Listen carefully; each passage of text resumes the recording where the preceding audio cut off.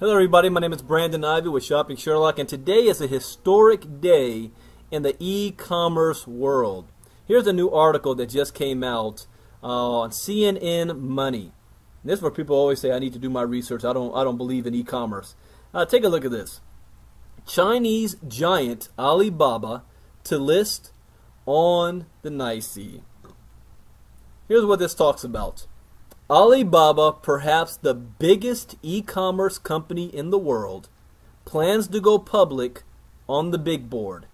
The Chinese juggernaut revealed the decision to list its initial public offering on the New York Stock Exchange on Thursday afternoon in a regulatory filing. Alibaba, which could become the biggest IPO in U.S. history. Wow, wait a minute. So people still think that e-commerce is a joke? They don't want to take it seriously? Yet an e-commerce company is about to become the biggest IPO in U.S. history? Plans to use the ticker symbol BABA. The announcement represents a win for NYSE and a setback for the NASDAQ, which also lost out to NYSE on the Twitter IPO. NASDAQ was dealt a blow during the fumbled 2012 Facebook IPO when there was technical problems processing the trades.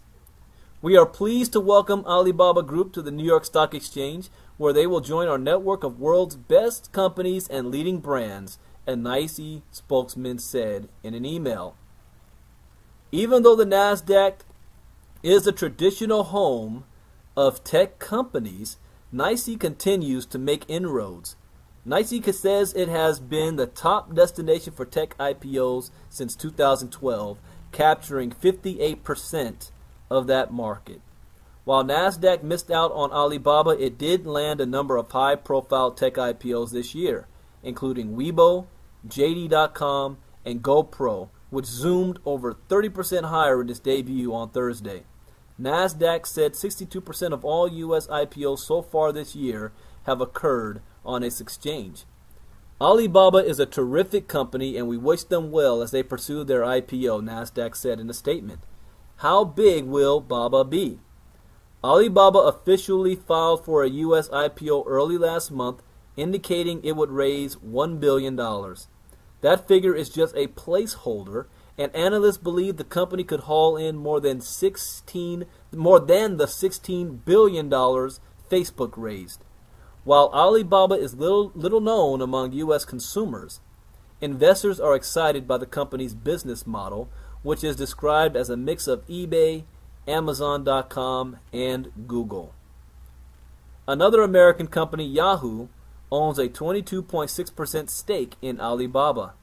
That stake should translate to a hefty post-IPO profit for Yahoo shares, as shares ticked up more than 1% Thursday afternoon. Alibaba did not give any new hints about when it may make the big splash onto Wall Street.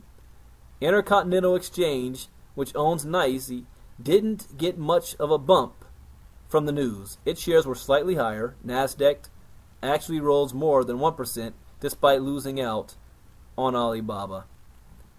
In other words, today is a very historic day for e-commerce. It is the beginning of the e-commerce juggernaut. I like to call the Alibaba going public is going to put e-commerce on the map and on the radar screen of most of the people who are ignorant to what's going on out there.